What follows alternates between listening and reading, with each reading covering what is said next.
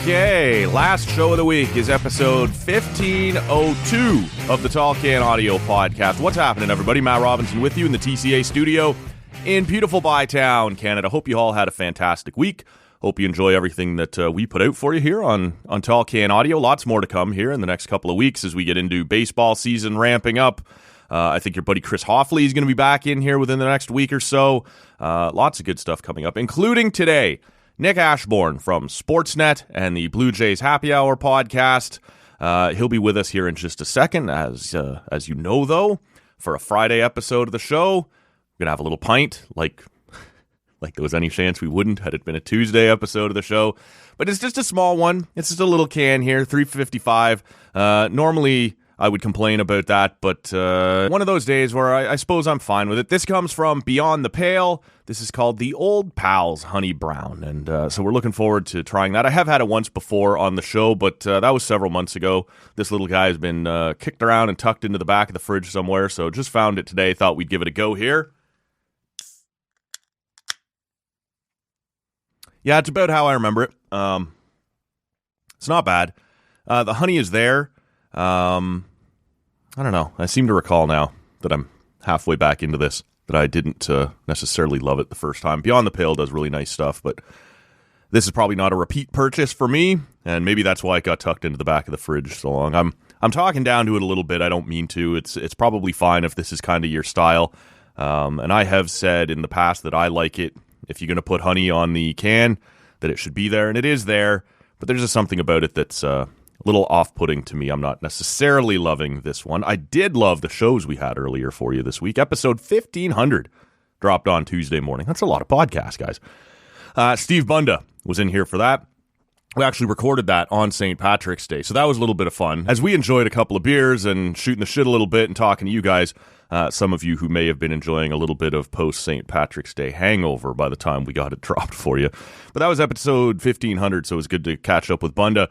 And then 1501 was great, as we had Andy Nita in here, and he has been around the show a few times before, but this is the first time we've talked him into bringing his wife in here, and she was supposed to speak as an expert, which neither he or I are capable of doing, and so luckily she was able to take care of that for us. They have started, as you've probably seen on our socials, and probably heard us mention here on the podcast a couple of times, a local Friends of Craft Beer blood donation drive through Canadian Blood Services. You may have heard a time or two in the past. It's in you to give. So they're looking to get more people involved. They've started up a little group. There's some perks that go along with it, including one or two that are going to arrive for listeners of this show.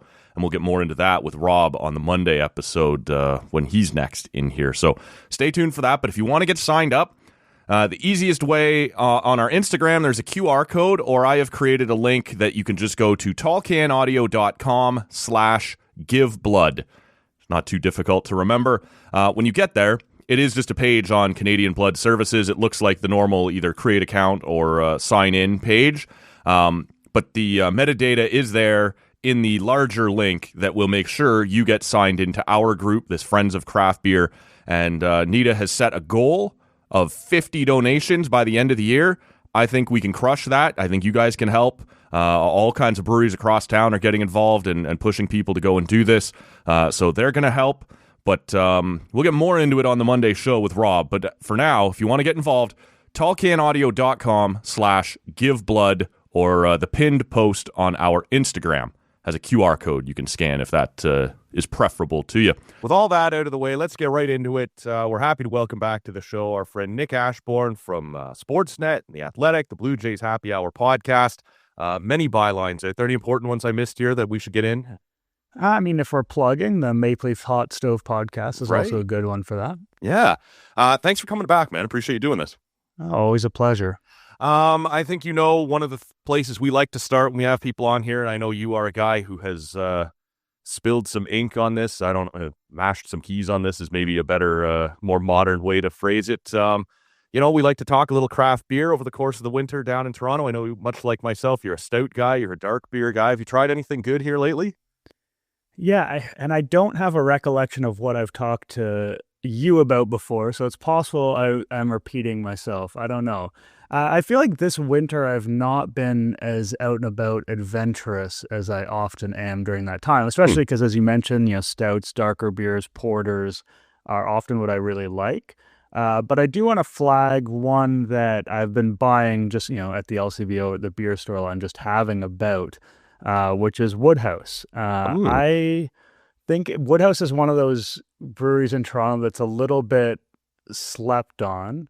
And it's got they have their lager. I think they call it an amber lager. And it's just one of the best kind of pure, uncomplicated lagers you can get. That's just kind of a cut above the standard big stuff. Right. And I've been drinking their stout lately, and I don't know, I'm really enjoying it. I think that a lot of stouts get dangerously close into trying to add that hint of sweetness and just tipping a little bit too far into that.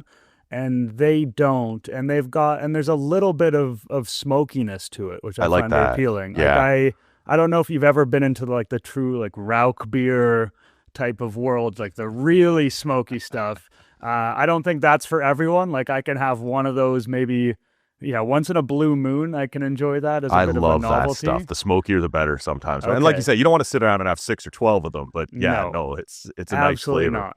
But it's a cool thing. And I think it's one of those things. I mean, I'm sure your audience is very educated, so I'm not going to say people don't know about this, but I think a lot of the average beer drinker might not even know that's a flavor that exists out there, and it's a cool subcategory. And so this stout isn't that, but it gives me like a little bit of a hint of that, which is nice. Do you maybe you've already answered this maybe, but you said, some of these stouts are sort of starting to teeter into being a little too sweet, a little too sugary, and my co-host would agree with you. I have a lot of time for that though. Like I like a traditional stout. I'm happy to sit down and have something that's just kind of smoky, or just, a dry stout, or, just a Guinness or anything like that. But I have all kinds of time for people who have brewed a nice, heavy, thick stout, and now we're just going to experiment by tossing stuff in it. And this is going to be a, Reese peanut butter cup stout, and this is going to be a whatever chocolate milk stout or whatever. Do you get into that at all, or do you like to stay closer to the traditional stout? I do think there's room for, I think it is a dangerous area, right? Like I do think it can add for sure. And there are some good examples. When you're talking, peanut butter, like that might be a step too far for me. I'm more interested in maybe like, a hint of coffee, a hint of chocolate, a hint of vanilla. I know Mill Street used to do a vanilla porter that I quite liked I don't know if they still do it. I don't know if we still get to call them craft either. I don't know if that's a weird thing now. Yeah. So yeah, I do think that there is a time and a place for it, but I even think when I kind of refer to the fact that some stouts are tipping a little bit sweeter, I think it's not even the kind of stunt creative one. Sometimes it's just sort of like a normal labeled stout, and there's just a little bit more than you want. Because if you are going to bring in a flavor, if you're going to bring in a vanilla, you're going to bring in a chocolate, then my mindset going into that experience is going to be different, right? Because I'm expecting that. I'm signing up for that. I'm having one of those before I have something else. So I am okay with it at times, but yeah, a peanut butter one or some of they're called milkshake ones. Those are the type of labels chances are I'm not going to reach for. But there's a time and a place. I'm not going to come down with a strict edict against the whole subgenre. Yeah, nobody wants to be too snobby about their beers. And craft beer people already have that reputation. Yeah, there's plenty of snobbiness to go around. At the time you and I are sitting here and having this conversation, we are 1 week away, basically on the nose, from when Jose Barrios will be throwing out the first pitch for the Toronto Blue Jays against Baltimore. Over at the Dome, and we will hope that this will be different than his first 2 opening days, where that first batter knocks one out of the park. It's been a bit of an up and down thing for him to be an opening starter for the Jays, but I'm just curious, in a general sense, was that, sort of where you expected they would come down on who was going to start opening day? I imagine, you, like most people, it was going to be him or Gausman. Would you have gone the other way? Are you fine with this? I probably would have picked Gausman if for me. I just think he has a slightly higher ceiling.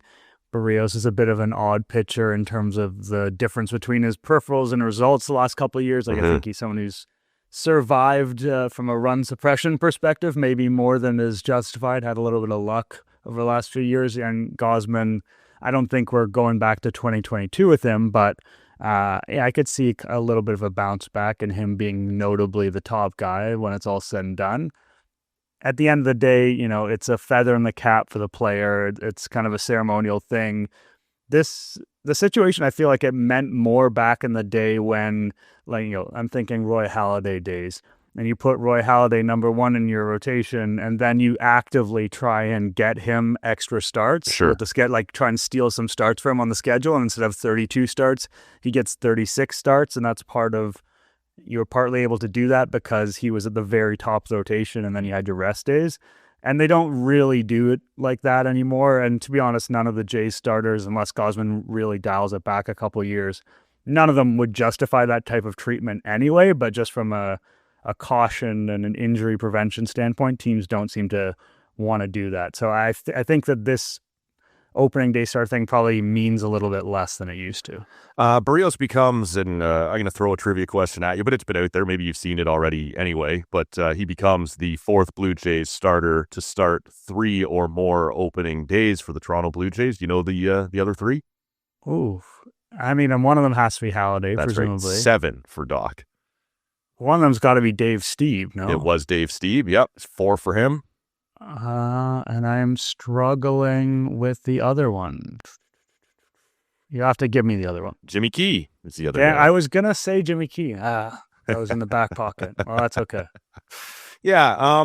We can zoom in on a couple other Blue Jays things, but in a general sense, as we head into the baseball season, I'm sort of curious what your take is on where the business is at. And there's a lot of people already talking about a doom and gloom scenario coming up when they have to renegotiate the next CBA, that there might be another work stoppage. And there just seems to be so much kind of all over the map with baseball. We have seen now over the last 2 off seasons, Shohei Ohtani and Juan Soto get just massive contracts that would have been unfathomable even 3 or 4 years ago. And at the same time, we're going to see 2 teams. One, it was not their fault, and the other was mismanaged and is completely their fault, playing in minor league ballparks this year. Just in kind of a general sense, what is your take on the state of the game right now? And, with, a significant group of owners that just refuse to spend and others that are willing to spend ungodly amounts of money, can the sport carry on like this without some sort of major overhaul to how it's conducted? It is a very interesting position. I think when fans of other sports, primarily I'm thinking NBA and NFL, for instance, see the contracts that get handed out in baseball, I think they're completely baffled because their perception is that, baseball is more of a regional sport. It's not as popular as it used to be. Its fan base is dying. That's obviously a bit of an exaggeration. But, as you mentioned, teams struggling to stay afloat, teams struggling to spend. And yet you have these huge contracts that get handed out. And that, part of that is about the fact that it's just a less physically risky sport than football, for instance. And so you feel better at signing guys these huge long-term contracts. But there does seem to be a bit of a stratification of the franchises in baseball and how much some are willing to spend, how much some just can't compete in the same waters. We know that doesn't guarantee that there's going to be a massive competitive imbalance. I've seen teams with low payroll succeed before, but it does feel like, the Dodgers, for instance, are just in their own class of what they're able to do. Yeah. It doesn't guarantee World Series. We know that the baseball playoffs can be really random, but it guarantees at least regular season dominance, basically, being as wealthy as they are, as willing to spend. Sure, it's going to put you in the mix every year, right? Yeah, and also being smart front office too. Uh-huh. They're not just blowing that money willy-nilly. You look at the Blue Jays, that's one of the more expensive teams in baseball and not one of the better rosters in baseball. Right. And that's a reason why people are down on the front office, among many reasons. I don't know. In terms of the salary cap is a big thing that people really gravitate towards when this issue comes up, the idea of this imbalance. And I struggle with that because I think it's one of the great achievements of the baseball's players union is that they're able to prevent that from happening and stop that kind of, the hard cap on what these guys are able to earn. These guys are the entertainers. They're the game. They're the reason people show up. I'm always wanting to see the money go into the players' pockets as opposed to the owners' pockets. And so I don't want to see there be a salary cap for that reason.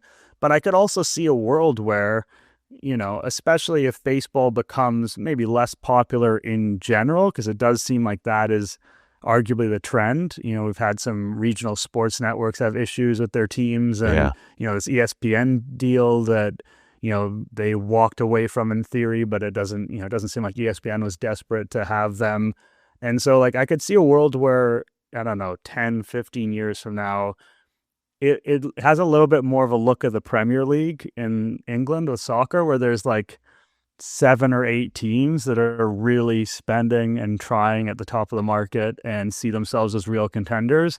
And then it's just a further rich getting richer, poor getting poorer, because the teams that don't spend realize they're falling further and further behind their willingness to spend. They might not have the same kind of broadcast money coming in.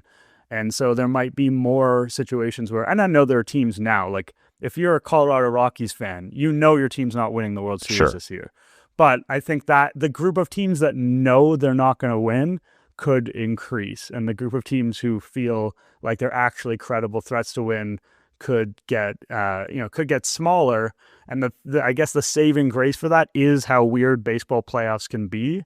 But I can definitely see the league kind of stretching out, and the difference between the Dodgers and the Rockies, who are in the same division, for instance, feels as profound now as it ever has. And I don't think that's going to suddenly change. I don't see an elastic band slapping those two back together. No, probably not. No, and over the last few years, we have seen, though, Cleveland in the playoffs, right? We have seen Minnesota in the playoffs.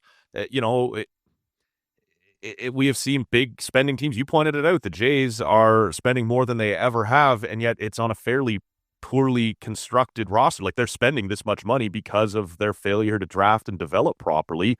And so, they're spending a record amount of money just to be thought of as being in the race, possibly for a wild card, which doesn't seem to make much sense. I think back to the last couple of years before the NHL implemented its cap, and you had Toronto and New York who were spending just ungodly amounts of money and not accomplishing anything. And yet you are able to point at, well, Detroit and Colorado were spending an awful lot of money, and they did accomplish a fair amount. So you do have to, the cap isn't a fix-all, or just having money isn't a fix-all. You have to be smart with it. And it's interesting for me as a Leaf fan sitting here in Ottawa.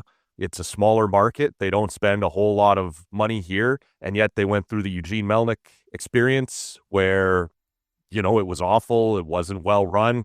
They have a new owner here now. The market is the exact same size, but all of a sudden they're on the come up. People feel more optimistic. I'm not really sure what baseball should do here. We have seen it work with and without caps for smaller and bigger market teams. Tampa Bay is around it in baseball all the time. I don't really know what you do here. I can see why owners are interested in a cap, but I'm sort of with you that I like the idea that for, the worker, it's uncapped. Go out, get what you can, and, some years it'll work. But it does sort of seem like it's just this last year or two, or just these last couple of, even this year alone, what the Dodgers have been able to continue to pile onto their roster has sort of brought this to a head again, where people are just sort of this is getting out of hand a little bit. And I don't know what you do about it.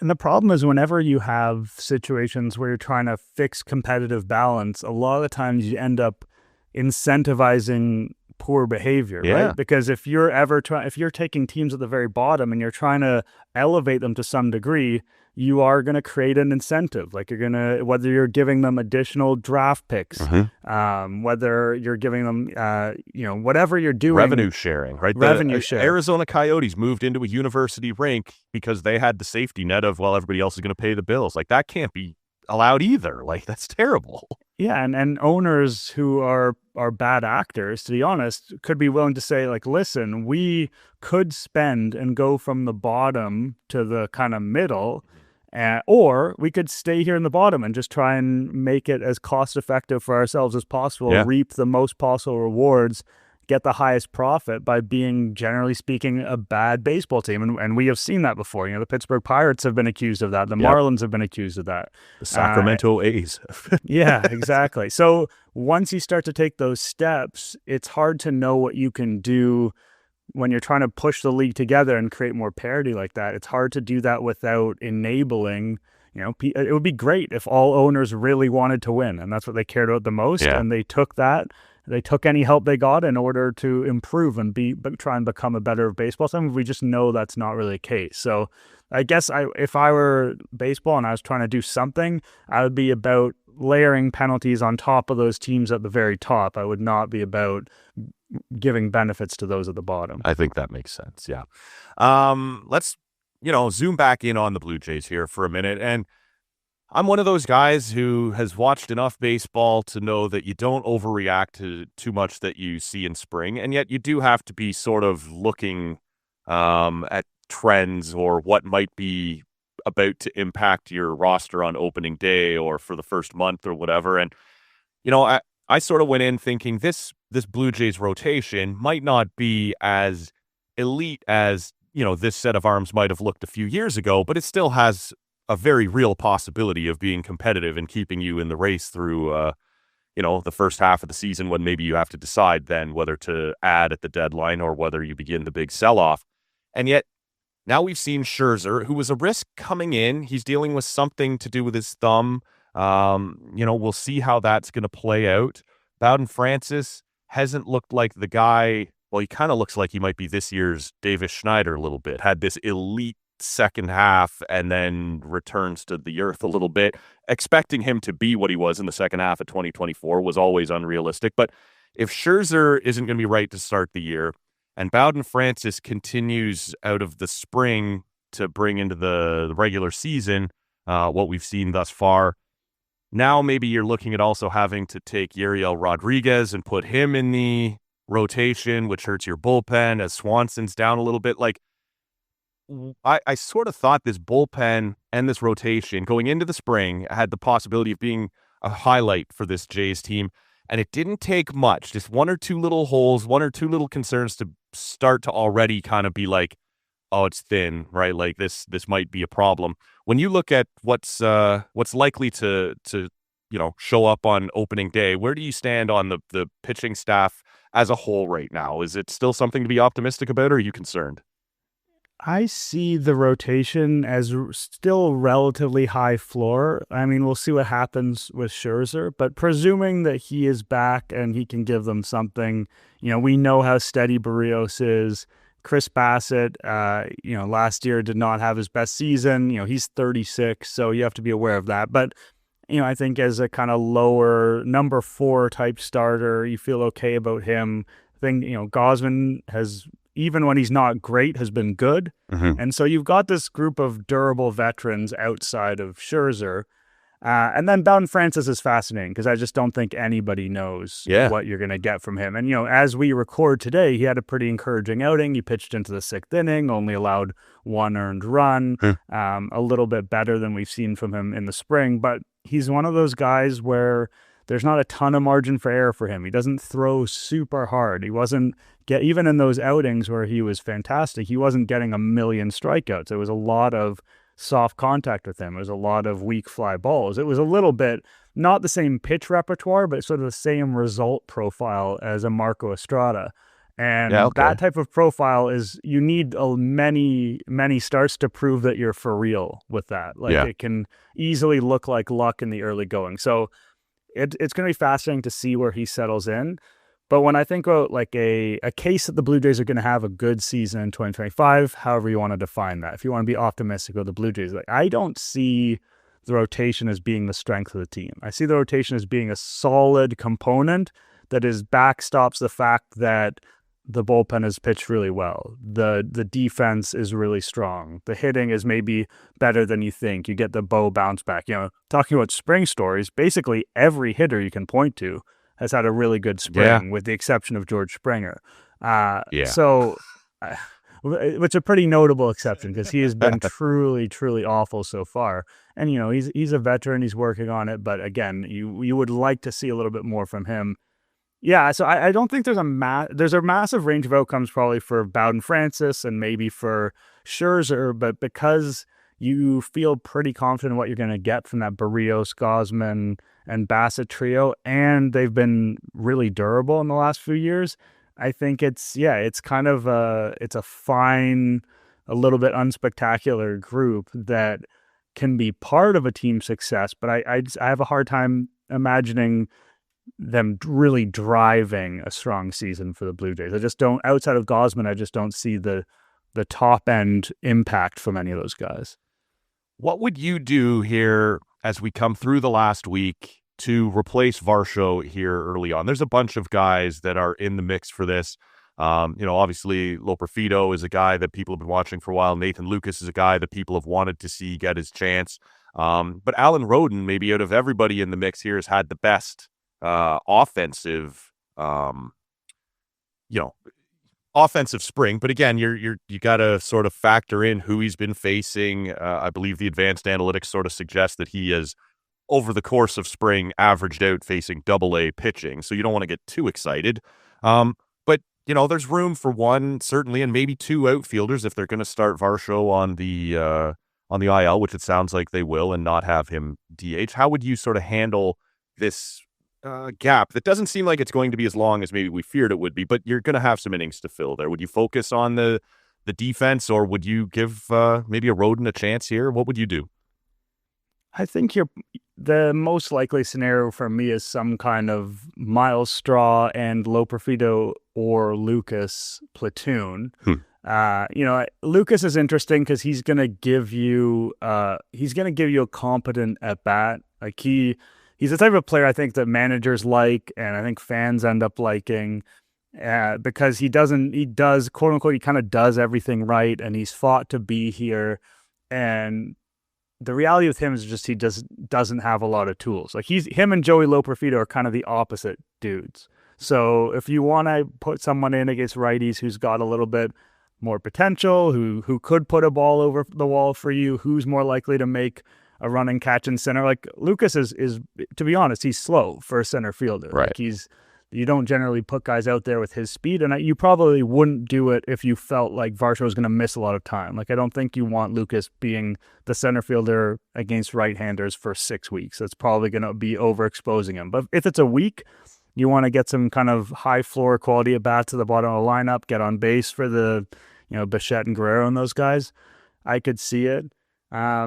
Yeah, I don't know. I think I'd like to get more looks at Joey Loperfido just because he's, he for his flaws, he's talented. And so I think, you run Loperfido out as your ninth hitter wild card against righties, and then maybe against lefties, you run Straw out as sort of your pure defense guy and hopes he gets on base. And, right now he's kind of hot in spring. I don't think that means he's going to be a great hitter for the Blue Jays this year, but he might be seeing the ball well like this second. So this might be the time to extract some value out of him. I have been saying to the listeners on this show that I'm going to go into this baseball season being optimistic, because the last couple of years haven't been all that enjoyable, and it's possible that the next few years after this one won't be all that enjoyable as well. So I want to be optimistic, and I was sort of on side with Vlad's thing that I don't want this to be a distraction, because I don't want it to be a distraction on my broadcast every night. And yet it seems like that's where we're headed. Have you been surprised? And it's impossible to talk Blue Jays right now without one Vlad topic. Have you been surprised that after coming out and saying, it's now the season, I don't want to make this a distraction for the team, that he can't seem to shut up about it? Because a lot of people are down on this front office. I'm not as down on them as a lot of people. They certainly have things that can be criticized, no doubt, but I try to be a little bit more reasonable. And he is making them almost every couple of days now look like they are the reasonable ones. He just doesn't seem to be able to stop talking about it, putting numbers out there that he would accept, numbers that seem a little crazy. My down year, worst case scenarios, $500 million, like things like that make me, could you just shut up and play? Because it feels like he's going to make this difficult for me to be optimistic and enjoy this season right now. Honestly, it is really hard to lose a PR battle to Ross Atkins and Mark Shapiro. Like, it's really hard. Like, he came into this battle with every advantage possibly available to him. And I don't think he will at the end of the day. I don't think that, like, I understand that fans are frustrated with him a little bit and kind of eye-rolly with him, but there's a difference between that and the hatred that exists for the front office. So I don't think we're going to go all the way there, but I don't think he's getting, I don't know, for lack of a better term, I don't think he's getting great advice right now. Or if he is, it's not forceful enough advice because yeah, he's not putting himself in a great position. As you mentioned, he's sort of floating numbers that are, to my mind, overly aggressive. Like, I think if he has a poor season, then $500 million probably should not be on the table for him. And also just he puts himself in a position to kind of embarrass himself as well. Because if he has to come in under those numbers, or if he wants to accept a number lower, but then now he feels like he can't because he's made this public statement, it doesn't seem to advantage him in any way. And when none of the numbers were out there, he really had people's support because people were like, just pay him what he wants. And now that he's starting to say, well, this is what I want, and I want to get pretty close to Juan Soto here with like $700 million if I have a good season, there's a gap between those two players. There just is. Like, I know that Vladdy is a similar age, and those players are very rare to reach free agency, and there should be a robust market for him. But I do get the impression that the Juan Soto of it all kind of changed things. And I'm sure that Vladdy sort of sees himself as a peer to Soto in a lot of ways. And he is an elite hitter. And in some ways he is. But Soto's a different cat. Like, Soto is a guy who's got a Hall of Fame plaque carved out already. He's done fantastic things in the playoffs. He's a 400 on-base guy every single year without fail. Like, he is in a bit of a different category of player. And the impression I get is this ask just kind of keeps coming up, and the fact that Soto got so much money was a big part of it. And I'm just not sure that that's how his camp should be perceiving themselves. It's funny because we haven't yet even come home. Like, the hardcore baseball media is down at spring training, and they've been asked. But when he comes home for opening day, the other media that hasn't been down there is going to bring it up. You're off to New York on, I think, twice in the first 3 weeks of the season. First play the Mets, then the Yankees. So it's coming up there. Like, it seems hard to imagine at this point that this doesn't become a story. Obviously, barring some sort of miracle that, our buddy Stoughton there is suggesting. There's a couple days before the season. Maybe they could chat. Maybe they could still yet figure this out. But that has its own complications of somebody having to look weak. I'm sort of curious, in your own mind, in which scenario is it less likely that, or more likely, I suppose, that I don't hear about Vlad and his contract all summer? The Jays come out, play really well, slightly above, like, they're not going to win the division, but they're on pace for 88, 89, 90 wins, and it's competitive. They're having a really good year. But that opens the door for fans to be like, see, look how good this team could be, just sign Vlad. Or the Jays underperform. They are as bad as a lot of people are, fearing that they might be. It's going to be more like a 78, 79, 80 win team. And we're talking about, we don't even, everything's negative anyway, and we're talking about not having our best slugger. Is it a good year or a bad year that means I hear about Vlad less on the broadcast every night?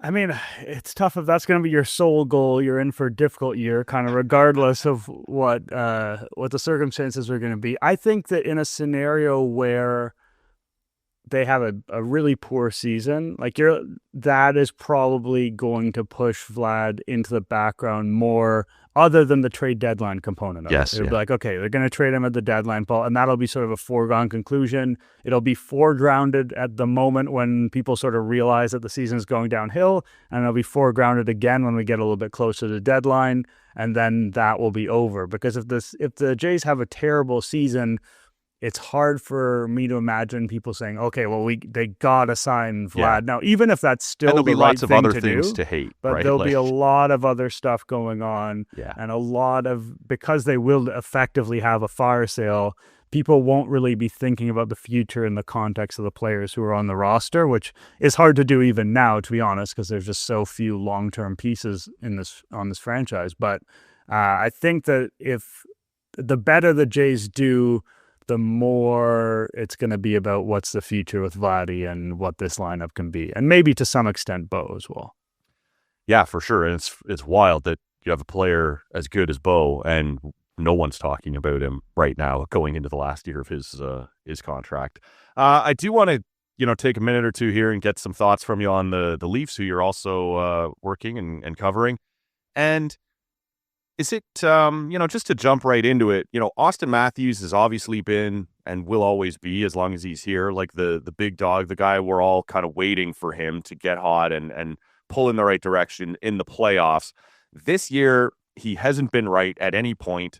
And I had sort of resigned myself to the fact after this long that this just is going to be what he is this year. Missed the games that he did to go to Europe and see whatever specialist he did over there. And he's still been reasonably good defensively. He's actually, setting up more plays than he typically does. At least it seems that way. But he just isn't scoring the way he has been. And so I'd sort of said, okay, well, if this is all they can expect out of him for this season, then that's going to make it incredibly unlikely, in my opinion, that they can finally take this run in the playoffs. But now he's got 4 goals in his last 3 games. Is it too early to get excited? Do you think there's still a possibility he refines that stroke a little bit down the stretch? Or is this just a blip in what is going to be one of his down years? It's tough because, we had a little bit of this before, right? In early January, kind of January, I'm looking at now, January 4th to January 22nd. He scored in every game but 2 there. And he had nine goals in 10 games, and it felt like he had just gotten back too from taking a little bit of a break with this undisclosed injury. And it's like, okay, he's got everything back. He's gonna be fine. This is the Matthews we know. Yeah. And so I am a little bit reluctant to be like, okay, here's 3 games where things have gone well for Matthews. One of those goals was like a deflection off Devin Tave's stick. Like, it wasn't impressive. I will say that in the previous game against Calgary, one of his goals was very much that vintage right side power play, roops the puck, like the type of wrister that other guys just don't seem to have at his level. And that had been missing a little bit. Like, a big part of this injury and how it's affected him has been his shot. Like, it just hasn't quite been the same weapon. It feels like he's hit a lot of posts and bars too. I think he has been a little bit unlucky, but that kind of mid-range shot and the long-range shot haven't quite been there. And, one of the, I think, fair criticisms is that he hadn't really adjusted his game. He just kind of been playing the same game. Again, offensively, like, he does good things defensively. He logs a lot of ice time.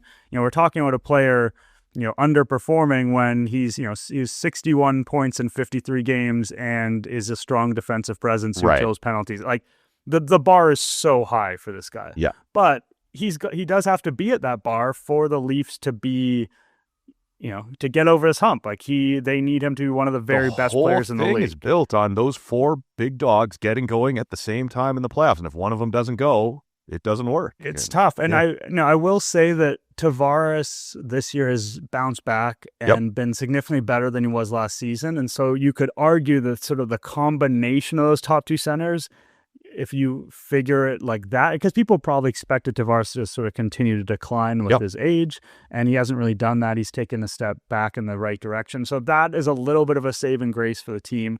I think, like, what you're going to end up with is his numbers right now tell you that he's like a 40 goal scorer. And last year he's basically a 70 goal scorer. And I think the best you could hope for is that he plays like a 55 goal scorer from here on out. And in the playoffs. And you know what? Maybe that would be enough if the rest of the team, like, there's a lot of things you can pick apart with the rest of the team. It's not like everyone has been humming along and just waiting for Matthews to do his thing. But if Matthews is that kind of not truly transcendent, like, goals like we've never seen score, but like a best in class, top of the league level scorer, and he's doing the things he does defensively, maybe, with the goaltending that they have the potential to have, which has been a bit spotty, like, maybe this is a different year. But I don't see the Matthews that you saw last season, and again, insane standards. Sure, I don't see that player suddenly walking through the door late in the season being like, oh, I'm fresh, I'm ready to go. I mean, maybe there's a world where they fall to the division race and they put them on ice for a bit and come back with them and see if that makes a difference. But yeah, I don't know. We've seen enough this season. Like, guys don't generally get stronger as the season goes on, right? Like, it's a tough physical battle from start to finish. And the playoffs is a physical battle. They haven't even done that, right? Because they've never won. But in theory, if they win some rounds, like, it's going to be, that's a tough physical battle to go through that. And he's clearly not at his best physically. So that would be an interesting storyline in sort of a round 3 in the Stanley Cup Finals. Like, is Matthews able to hold up? But like, we're just so far from having that discussion. It's hard to even imagine. They brought in Craig Berube to kind of make them a more playoff ready team. And I think early on, I don't know, you have a better handle on some of the underlying numbers than I do, but early on in the season, it did look like they had committed more to defense, and some of those defensive metrics were better, and you were willing to sacrifice a little offense to make that happen. It doesn't look like that anymore. They don't appear to be a strong defensive team at this point. It doesn't feel to me like they're a team. Like, there are certain teams where I believed Tampa in their heyday were do what you got to do to get through the season, and then we'll flip the switch come playoff time. And the Leafs have been a good enough team and have been in the playoffs, long enough that I suppose it's possible that they know they can't, much like the fan base says, right? Call me in the playoffs. I guess it's possible, but you haven't earned that same benefit of the doubt, and you have a new coach, so you should be seeing different things. What do you make of this team? Are they going to be more playoff ready? They are a bigger defense, but are they a better breakout defense? Are they more capable of getting it on the stick of these high-powered forwards? I don't know. It feels every year like they don't score in the playoffs, and the reaction is to let's get better defensively. What are you making of this group as they do stare down what appears now to be a matchup with either Tampa or Florida again in round 1? I think there are, to Berube's credit, I'm not the biggest Berube guy yet, although, we'll see the proof of concept in the playoffs. Mm-hmm. There are some things they do better, and they are better at preventing counterattacks than they used to be. And part of that is because they're more cautious on their own breakouts.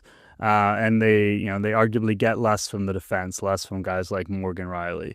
I do think that the personnel, the results have not been there recently, but especially by adding Brandon Carlo and adding Scott Lawton, I think the penalty kill could be pretty good when it's said and done, and that was a real issue in last year's playoffs. So, and the goaltending I think is perhaps the greatest reason for optimism in terms of just being at a different level. Stolarz, what he's done in the regular season has been great. Woll has been a bit more up and down, but overall been good, and we've seen him in the playoffs too, which not an extended amount, but still it wouldn't be his first exposure to that. We'll see where that goes, but I think they kind of can't really lose with whoever they put in net. But at the same time, they've made some sacrifices, and they don't do as much off the rush, and they do a lot of dump and chase, and they rely on the forecheck. And sometimes that doesn't feel like it fits the players that they have on the team. And it feels like this is Berube's vision. Yeah, it felt like a weird fit. Like, this is how you have to win. I think that's what he believes. He believes like this is how you have to win. You have to play this simple game, and you have to play this physical down low game, and you have to give them nothing. And the argument, I mean, to be fair, they haven't had success giving the other team nothing, especially recently, as you point out. I think the argument that he could make is if we play this tight kind of edge of your seat defensive style game where we're trying to make the other team make a mistake, and we'll be the one to take advantage because that's the way it was. It was the opposite with the Leafs in the past, and that's how you win in the playoffs. Like, the argument would be that we have the elite talent and we have the goaltending such that like when we get our chance, we're gonna bury it, and when they get their chance, we're gonna shut the door. And maybe you could make a case for that, but the reality is that in the last few months, like they haven't played the games even enough for that to work. Like they've been playing the games with the other team tilting the ice against them. Yeah, they've been under 50 in the XG for a while. Yeah, like the math doesn't work that way. Like if it's 50-50, like even if they're a dead even possession team in a playoff series, I do like their chances because I like their talent. I like their goaltending, the power play. I mean, man, that's the whole regular season playoff dichotomy because it's great in the regular season. It's terrible in the playoffs. We've seen it a million times, so I don't know what to say about that. But they've got to even up the math. Like, that's the starting point. And right now, they're just underwater. They're letting other teams control the play. Like, I think of their loss against the Avalanche in Colorado, not the most recent game, although that wasn't perfect by any means. But in Colorado, where they're up 4-2, it's like they're going to lose this game. Like they're getting skated around. They're getting dominated. Like that doesn't, I mean, it's tough to go to Colorado. Like, I'm not going to pretend Sure. like it isn't. But when you see sometimes what happens in their games against top level opponents, like there are very few times they've had some good games against Tampa Bay, but there are very few occasions this year where they've matched up against top teams and you've come away saying, oh, they were right there with those guys. Like, that Florida game recently, it was close, but for most of the game, Florida's controlling the action. And if the And Leafs that was let the other Florida team, without Ekblad, Kachuk, Marchand. Like, yeah. That was not the full Florida. And that was a great opportunity for the Leafs. As you mentioned, all those guys are out. Perfect chance to make hay in the division. They let that slip through their fingers. Yeah, I don't know. I wish that I had something to say that was this is why the paradigm shift has happened and it's a totally different thing. And maybe we'll all be proven wrong. And maybe Craig Berube's right and he knows something that we all don't and that it's all going to snap together in the playoffs. But it is tough to have high level optimism for this group right now, even as they are talented and they have goaltending and there are good things to say about them. There's just doesn't quite feel like it's there. Well, and even like I'm with you. I sort of, in a general sense, liked what they did at the deadline, and yet you look at what a couple other teams in the conference did, and you're like, oh, like we may have still lost ground even with making these moves and selling assets to do it. Is it just as a general sort of curiosity? Is it too like there's two narratives that maybe work in tandem here a little with the arrival of Craig Berube, and it's the resurgence of John Tavares and this very difficult year for Morgan Rielly. And if you think of maybe John Tavares as aging a little bit and his foot speed, which was never top end, but as you age is naturally going to decrease. Maybe this was a good switch for him. It is less on the rush. It is less crazy up and down the ice, and maybe that fits him a little better. Whereas the same thing maybe hurts Rielly a little bit. Maybe his thing is jumping into the rush and is it overly simplistic to say that this new coach and this new system has really benefited the one and really hurt the other? Or is there more to it than that in your mind? I feel more confident that it's hurt Rielly than it's like truly benefited Tavares. Part of that just being because Tavares last season was one of those guys where he kind of looked under the hood. He had a really high level of kind of expected goals and opportunities and things like that. And it felt like a year where he, for whatever reason, he just wasn't kind of able to convert. And, maybe you were thinking, he's getting older, his reaction times are going down, his hands aren't quite what they used to be. You didn't really know how to explain that, but there's this big gap there. And this year that has kind of come around a little bit.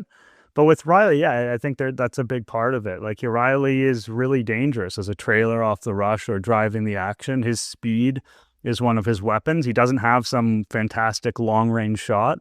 He's a good passer in the zone, but there's also a reason why they have Mitch Marner running the point on the power play. It's because Rielly's he's not special in that way. He's special transitioning the puck, and they don't do it that much with speed. I think the one group of the team that does is when they unite that Domi, McMahon, Robertson group. Like that group likes to attack on the rush. And I do think it actually gives the team another look that is helpful for the other team to have to worry about. And then, at times this year they've matched. I know McMahon's slumping right now, so it's hard to really zero in on him as the guy, but he has been at times this year. Like him and Nylander, I've always thought were a great combination. Right. Because they could both skate like the wind, and McMahon gives a little bit more defensive responsibility that helps cover for Nylander. I don't know. Maybe it's just that I like to watch guys attack on the rush. It's just more interesting to watch. So maybe I'm coming at it from a biased perspective, but I do like to see the Leafs have a little bit of that element, and you just haven't seen it with Rielly this year. And maybe getting Brandon Carlo is going to help that a little bit. I don't think we've seen a ton of evidence of that yet. The pairing has worked fairly well. Like I like what I've seen from Carlo in general, but I haven't seen it suddenly ignite something in Morgan Rielly. For Rielly, yeah. No, it's a tough thing, and we've seen this for Rielly for a while, right? That it was Lyubushkin, it was Shen. It seems like they were always out looking for somebody to play with him, and I think certainly I was happy to get Carlo. I think he's got a couple of years, and now it was already a good contract, and then Boston retains a little. I think it was a wise trade, but it remains to be seen whether he is able to unlock anything for Rielly. And I guess if we're being fair to Rielly, he is one of the few guys on the team who does tend to elevate in the playoffs, so we can keep our fingers crossed for that a little bit. Last thing on the Leafs then, going into the playoffs, we have seen now Berube go and give both guys consecutive starts. He had been alternating a fair bit. Stolarz had been injured. So Woll was playing a lot then.